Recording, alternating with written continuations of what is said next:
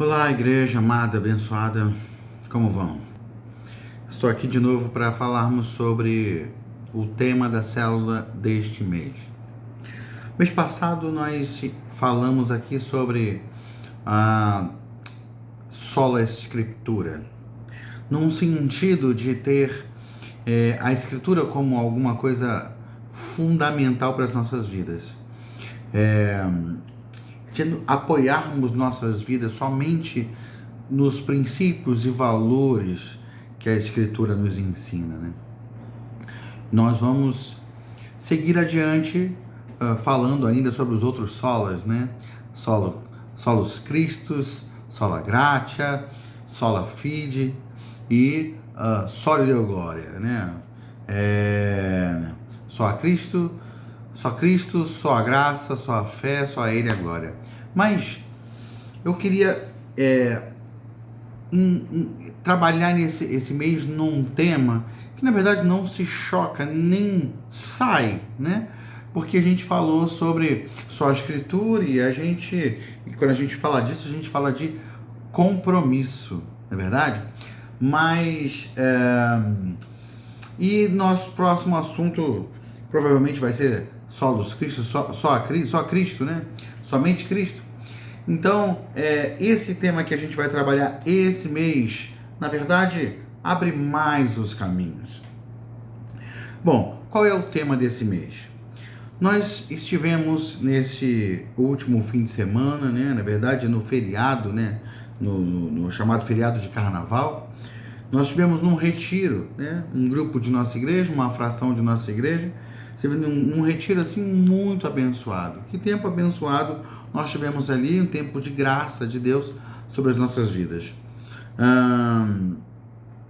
E Deus deu uma direção para a gente, um tema que trabalha a ideia de aliança com Deus.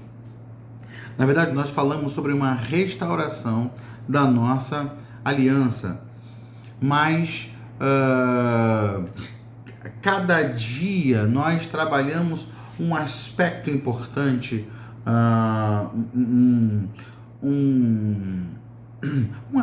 palavra melhor é essa, um aspecto dessa aliança que nós temos com o Senhor, aliança a qual somos chamados por Ele. Nós falamos, são 4 dias de retiro, né? Nós falamos sobre aliança de fé, que é o que vamos tratar nesse vídeo. Falamos sobre aliança de pertencimento, usando um personagem bíblico assim, muito emblemático, marcante. Falamos também sobre aliança de amor, também outro personagem bíblico marcante. E por último, falamos sobre aliança eterna, o que envolve nós como personagens da Bíblia. Olha, nós somos personagens da Bíblia no sentido que à medida que há elementos que nos representam, né, dentro do contexto bíblico, como sendo nós o povo de Deus, entendeu? Então, quando a Bíblia fala sobre a noiva de Cristo, está falando da gente. Enfim, esse mês vamos estar tratando sobre essas questões, sobre esses aspectos da nossa aliança com Deus, né? Uma aliança que precisa gerar a perspectiva, o entendimento de que pertencemos a Ele, uma aliança que precisa ser movida em paixão, em amor, em devoção por Ele, e uma aliança que tem expectativas de uma vida eterna, né? De conectar com Ele de uma forma perfeita, plena, absoluta. Então, nós falamos sobre todas essas coisas e hoje vamos falar sobre aliança de fé. Quando estávamos lá no retiro, vendo todo aquele movimento que Deus estava fazendo em nossas vidas, foi interessante, né? Eu pensei que seria interessante estender esse assunto, que só uma fração da igreja teve acesso, e estender esse assunto para toda a igreja. E é bom que aqueles que estiveram no retiro podem ser porta-vozes daquilo que experimentaram lá, daquilo que Deus falou lá, daquilo que Deus ampliou lá. Nós damos um estudo como base e Deus amplia nosso entendimento, nossa visão a respeito do assunto. Então, eu creio que somado, assim, o estudo em si, somado aquilo que Deus mexeu no coração das pessoas que vieram no retiro, pode ser, assim, um instrumento de grande bênção e edificação em nossas células nesse mês. Amém? Bom, entrando no assunto sobre aliança de fé. Falando sobre aliança de fé, a gente pensou num camarada, num personagem que carrega essa marca. Ele está associado à fé. Você vê assim, feitos poderosos. Você vê provas da fé de muitos homens na Bíblia, mas esse homem em específico é atrelado a uma ideia de fé que fala de nós, fala conosco, fala de nós até hoje, de quem nós somos, né? Isso é alguma coisa muito especial, vamos falar sobre isso. Esse personagem é Abraão. Abraão é chamado de pai da fé. Lá em Romanos, capítulo 4, versículo 11, Paulo chama Abraão de pai da fé. Por que Abraão seria o pai da fé? Porque os judeus têm um apego a Abraão, personagens como Abraão, porque Abraão é o grande patriarca, né, de toda a nação, de toda a família. Como Abraão começa toda a história, né? Deus chama Abraão para andar com ele, para obedecê-lo numa peregrinação por uma terra que ele daria à sua descendência. Abraão não tinha filhos porque sua esposa era estéril, mas Deus havia prometido dar a ele uma descendência. Isso quer dizer, Deus plantou nele uma esperança de que um grande milagre aconteceria. A partir desse milagre, uma descendência surgiria sobre a terra que seria numerosa, né? Então, Israel é essa descendência de forma sanguínea, né? No que diz respeito ao DNA, vamos dizer assim, Israel é essa descendência. No entanto, a descendência de Abraão é muito maior, porque quando em Gênesis 12 Deus fala com Abraão, Deus chama Abraão, Deus disse para ele: em ti serão benditas todas as famílias da terra. Então, de alguma forma, essa promessa a Abraão extrapola o contexto da sua própria família ali, porque todas as famílias da terra envolve mais do que as famílias do povo de Israel. Então, Deus estava fazendo uma aliança com Abraão que era maior do que se podia supor. E quando Paulo está falando que ele é o pai da fé, Paulo está inclusive lembrando que quando ele recebe a circuncisão, quando ele é circuncidado, a circuncisão é um selo, é uma marca da aliança feita com Abraão. Essa circuncisão, ela não acontece antes dele crer, mas acontece depois dele crer. Ele creu antes de estar circuncidado. E aí o israelita, na verdade o judeu, pode de repente pensar que tem privilégios por causa da sua circuncisão, mas a fé que iniciou a história de Deus sobre um povo e a fé que selou a promessa de Deus, selou a aliança com Deus, né? Que Deus abençoaria todas as famílias da terra, veio antes de Abraão receber a marca da circuncisão. Por isso ele é o pai não só da fé dos judeus, não só da história dos judeus, não só da aliança dos judeus com Deus, mas ele é o pai de todo aquele que crê. Todo aquele que crê no plano de Deus, no propósito de Deus, ele se tornou o pai, porque ele tem uma fé que abriu uma porta para um plano para todos aqueles que entendem e que têm a revelação do chamado de Deus para essa salvação. O plano de salvação para o mundo ele é fundamentalmente anunciado ali, quando Deus fala que através de Abraão ia abençoar todas as famílias. Então Abraão estava abrindo uma porta pelo qual todos nós entramos ainda. Todo aquele que ainda vai ter fé em Jesus no mundo e que vai ser salvo por essa fé, por essa revelação de Cristo, é alguém que abre essa mesma porta de fé que Abraão abriu lá atrás. Por isso ele é o pai da fé. Então Abraão, ele é um precursor. Ele não tem apenas uma fé que realiza coisas grandes. Ele é homem de fé porque ele tem feitos extraordinários atrelados à sua pessoa, né? no seu rastro histórico. Não. Ele é o pai da fé porque ele abriu uma porta. Ele é pai de todo aquele que crê. Ele é um precursor nessa história. Amém? Então, da mesma forma que Abraão foi, na verdade ele era Abrão na época, né? Abraão foi chamado por Deus para andar em aliança. Nós somos chamados para andar na mesma aliança, de uma fé que é dependente de Deus, que se submete ao plano e ao propósito de Deus. Amém?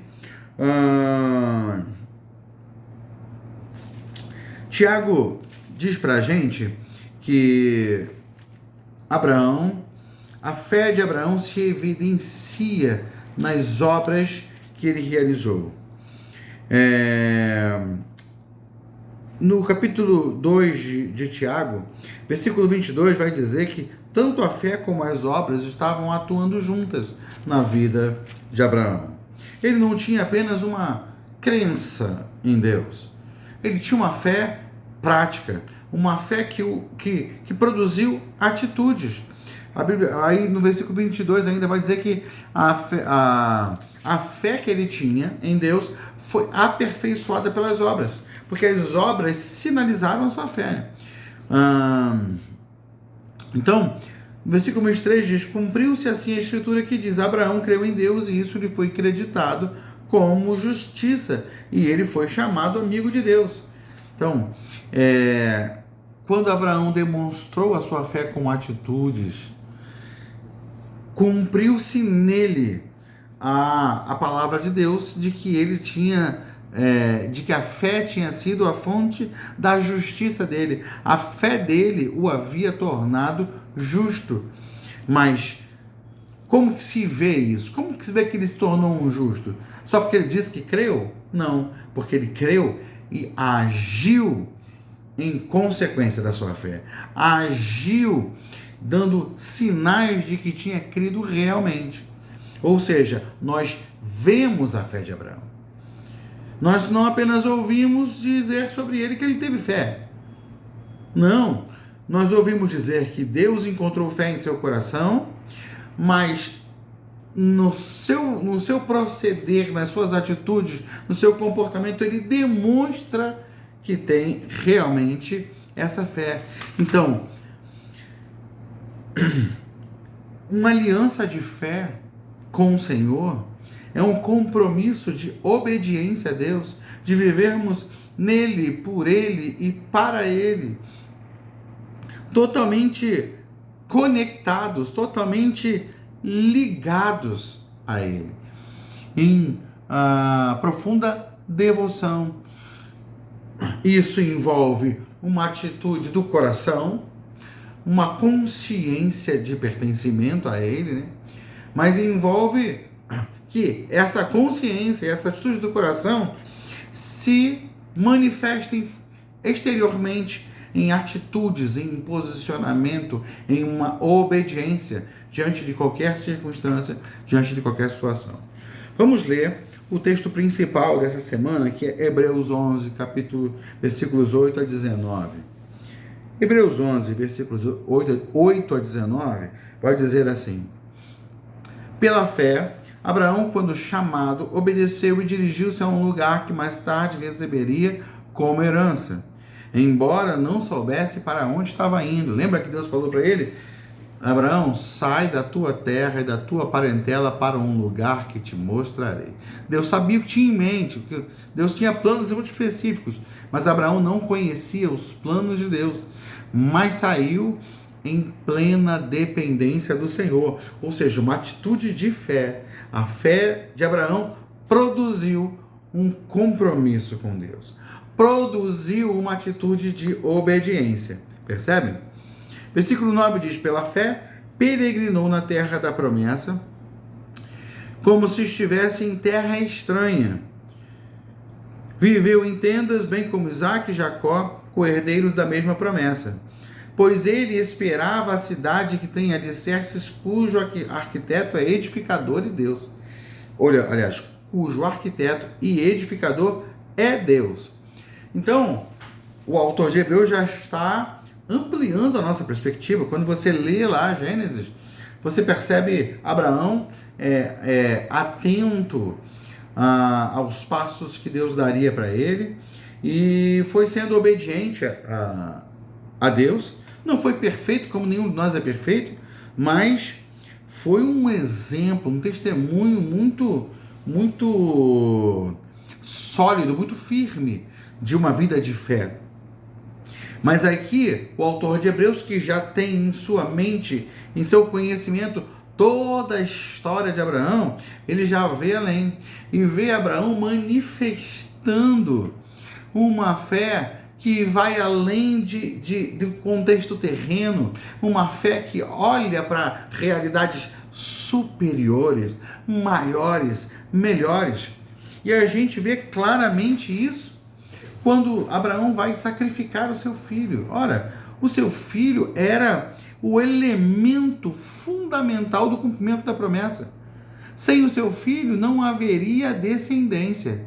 E um dia Deus pede o seu filho como sacrifício. A gente vai ler isso aqui daqui a pouco.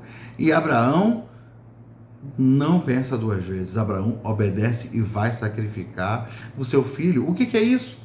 É a atitude de um homem que crê para além do que os olhos veem, que crê para além do que o coração sente, que crê numa dimensão muito maior do que do que qualquer abrangência terrena. Ele sabe que Deus está fazendo alguma coisa que é maior do que o seu próprio tempo. Olha que coisa tremenda. Então ele vai lá e abre mão daquilo que representava a sua promessa, a bênção de Deus sobre a sua vida. Por quê? Porque ele sabe que Deus, de alguma forma, vai seguir cumprindo as suas promessas. E aí, Deus honra Abraão e não permite que ele sacrifique o seu filho, devolve o seu filho a ele. Enfim, vamos ler sobre isso aqui. Mas aqui, nessa palavra, nessa frase, mostra que Abraão estava mirando em alguma coisa mais excelente. Versículo 10. Pois ele esperava a cidade que tem alicerces, cujo arquiteto e edificador é Deus. Olha, Deus está me levando para uma terra e ele vai dar essa terra em herança à minha família, mas ao longo da caminhada, Abraão foi percebendo que havia coisas maiores e melhores, numa dimensão para além do que é terreno. Versículo 11 diz: pela fé Abraão e também a própria Sara, apesar de estéril e avançada em idade, recebeu poder para gerar um filho, porque considerou fiel aquele que lhe havia feito a promessa. Assim, daquele homem já sem vitalidade, que texto maravilhoso, aqui daquele homem já sem vitalidade, originaram-se descendentes tão numerosos como as estrelas do céu e tão incontáveis como a areia da praia do mar. Veja que às vezes a gente se sente tão sem capacidade, tão sem potencial para realizar tantas coisas, para operar na causa do evangelho, às vezes a gente se acha sem talentos, né? Sem condições de ser usados por Deus, sem nada para oferecer. E aí Deus permitiu que esse homem chegasse ao limite das suas forças, com 100 anos de idade, sua esposa com 90, sua esposa já era estéril, e a essa altura já não podia mais gerar um filho, humanamente falando. E Deus diz assim, e o autor de Hebreus, enxergando esse fato, essa realidade, ele fala: daquele homem já sem vitalidade originaram-se descendentes tão numerosos.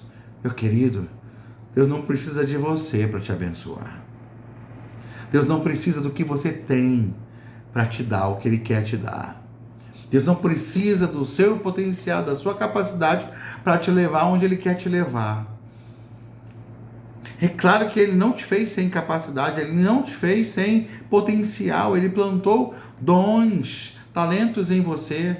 E de alguma forma, Ele vai te ajudar a explorar isso, que Ele quer usar isso para a glória dEle mesmo. Mas Ele não depende do teu potencial, Ele não depende dos teus talentos, Ele não depende das suas condições. Ele gera do nada. Onde não existe, Ele cria. Ele é poderoso para fazer infinitamente além do que pedimos ou pensamos. Então Deus pega um homem que está no limite da sua vitalidade, que não tem mais o que oferecer, humanamente falando, no que diz respeito à geração de filhos, e faz com que esse homem seja um pai. Faz com que uma mulher de 90 anos seja mãe. Veja, há uma aliança firmada aqui, e o compromisso de Abraão com Deus coloca Abraão nesse lugar em que ele conta não só com o seu potencial, mas com o potencial que Deus dá para ele. Aleluia, glória a Deus. No versículo 13, ele já abrange, coloca Abraão como um homem dentre tantos que pensam dessa forma, como Abraão, né? No versículo 13 ele diz: todos esses, né? E aí ele está falando de Abraão, está falando de Sara, está falando daqueles que ele mencionou antes aqui, ele está falando de Noé, está falando de Enoque, está falando de Abel, daqueles que ele vai falar depois, desses homens de fé, que marcaram a história, que são testemunhos vivos para nós, testemunhos fortes para a nossa vida, né? Testemunhos sólidos, firmes para nós. Está falando desses homens, todos esses viveram pela fé e morreram sem receber o que tinha sido prometido. Viram-no de longe o saudaram, reconhecendo que eram estrangeiros e peregrinos na terra. Esse texto está querendo dizer o que? Ele está contradizendo todo o restante. Quer dizer que esses homens não receberam, quer dizer que Abraão não recebeu suas promessas? Não, Abraão recebeu o cumprimento de promessas na sua vida, sim. Mas tudo que Deus faz na nossa vida vai além da nossa vida. Deus, quando te dá uma bênção, Deus, quando te presenteia com o favor dele, ele não está pensando somente na tua vida, porque o teu testemunho vai avançar o teu próprio tempo, ele vai ficar como registro nos seus filhos, naqueles que te conhecem. Quando você tem um histórico de fé, você tem um testemunho de uma vida impressionante com Deus, esse testemunho vai ficar para além da sua vida. Você vai morrer e vai continuar falando. Você vai morrer e vai continuar pregando. Os seus filhos vão falar do que você viveu. Os seus netos vão falar do que você viveu.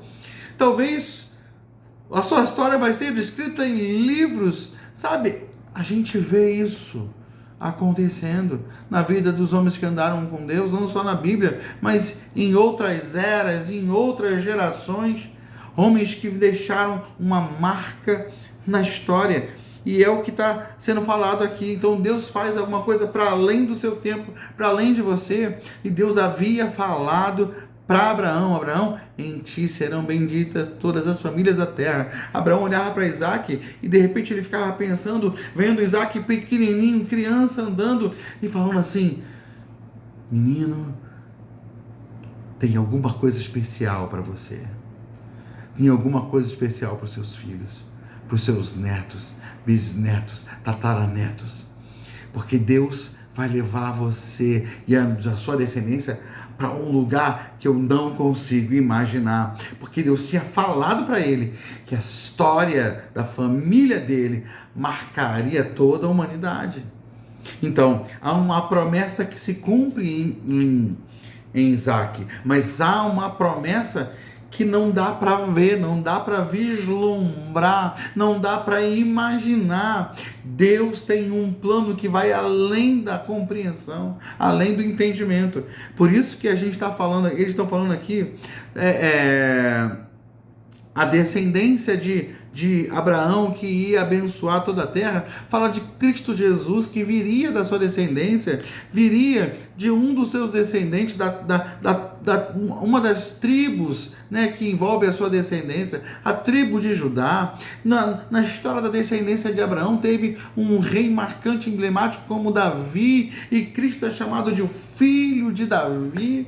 Então, Cristo viria dessa descendência e em Cristo todas as famílias da terra seriam abençoadas. Abraão não viu isso. Não conseguiu vislumbrar nem em seus mais profundos pensamentos. Era alguma coisa que ficou em mistério para ele, mas de longe ele saudou esse cumprimento que está além do seu tempo, da sua era, da sua geração. Mas ele entendeu que era peregrino nessa terra, que estava de passagem aqui, mas estando de passagem, deveria deixar a sua marca. Né? Versículo 14 ele fala: os que assim falam mostram que estão buscando uma pátria. Se estivessem pensando naquela de onde saíram, teriam oportunidade de voltar. Eles não querem mais voltar para o lugar onde eles saíram, porque eles não estão mais com os olhos na terra, no que é terreno. Eles estão focados no que é do céu. E aí ele fala: em vez disso, eles esperam uma pátria melhor, isso é, a pátria celestial. Por essa razão, olha que texto maravilhoso. Deus não se envergonha de ser chamado o Deus deles. E lhes preparou uma cidade. Veja que eles estão em aliança com Deus. Abraão está em aliança com Deus. E Deus está em aliança com Abraão. Abraão obedece a Deus e se submete à vontade de Deus. E aí Deus não se envergonha de ser chamado seu Deus. Quando hoje alguém fala assim, Deus, nosso Deus é o Deus de Abraão, Deus, vou usar uma expressão, se orgulha disso. Deus não se envergonha disso. Ele confirma, de fato, eu sou o Deus de Abraão. E ele falou isso muitas vezes depois, eu sou o Deus de Abraão. Por quê? Porque ele é o Deus de quem tem aliança com ele. Versículo 17, pela fé, Abraão, quando Deus o pôs à prova, ofereceu Isaque como sacrifício. Aquele que havia recebido as promessas estava a ponto de sacrificar seu único filho, embora Deus o tivesse dito, por meio de Isaque a sua descendência será considerada. Ele foi sacrificar o elemento fundamental para o cumprimento da promessa. Mas a essa altura, Abraão não tinha dúvidas do que Deus era capaz de fazer. Abraão levou, versículo 19, em conta que Deus pode ressuscitar os mortos e figuradamente recebeu Isaque de volta dentre os mortos. Abraão é esse cara fantástico. Mas ele é só um cara. Abraão é um homem impressionante, mas ele é só um homem. Abraão não se tornou alguma coisa diferente de mim e de você. Ele não recebeu de Deus nenhuma capacidade especial. Ele continuou sendo o Abraão. Ele cometeu erros, mas não deixou de seguir, não deixou de obedecer. Deus está chamando a gente para esse nível de aliança. Porque nós somos homens como Abraão. Nós somos homens como os outros personagens que a gente vai estudar durante esse mês. Somos homens como Daniel. Somos homens como Davi. Nós somos homens. A palavra de Deus diz, Tiago vai dizer que nós somos, que Elias era homem como nós. No entanto, quando ele orou, não choveu por 3 anos. Só depois que ele orou de novo, voltou a chover. Que tipo de homem que tem essa autoridade sobre as realidades terrenas, sobre as realidades à sua volta? É o tipo de homem que anda em aliança com Deus. É o tipo de homem que tem compromisso com Deus, que vive em Deus e para Deus. Abraão é esse tipo de homem. Abraão deixa para a gente um testemunho de que a gente pode viver a mesma realidade de vida. E Deus está nos chamando a isso. Amém, meu querido? Então, eu quero assim desafiar você nessa semana em que nós estaremos estudando sobre a fé. A fé que nos insere numa aliança com Deus. A fé que gera em nós uma atitude de quem entende que está aliançado com Deus. Eu quero desafiar você a mergulhar nisso. Desafiar você a se dedicar a isso. Amém? Que Deus nos abra o entendimento e nos desperte para essa realidade. Deus, assim, abençoe a sua vida. Que essas células dessa semana sejam marcadas por um entendimento especial em relação a essa verdade. Que Deus restaure nossa aliança com Ele, restaurando ou alimentando a nossa fé, para que a gente assuma um posicionamento mais inteiro com Ele a cada dia. Uma entrega mais plena a Ele. Amém? Deus abençoe você, meu querido. Deus abençoe sua célula. A paz.